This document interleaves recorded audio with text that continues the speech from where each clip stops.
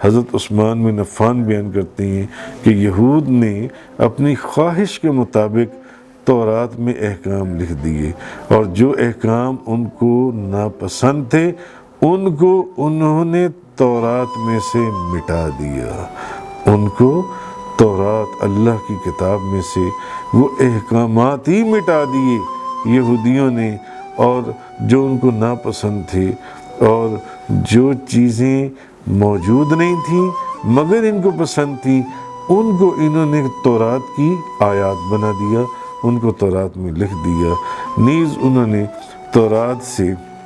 تورات کے اندر حضرت عثمان بن عفان فرماتے ہیں کہ تورات کے اندر نبی کریم صلی اللہ علیہ وسلم کا نام گرامی، اسم گرامی محمد بھی موجود تھا۔ انہوں نے تورات میں سے حضور نبی پاک صلی اللہ علیہ وسلم کا نام محمد بھی مٹا دیا، کیونکہ ان نے بے شمار آیات تورات میں سے نکال دی تھیں۔ اس لیے اللہ تعالیٰ نے ان کے اوپر غضب فرمایا اور ان کے اوپر خدا کا قہر نازل ہوا۔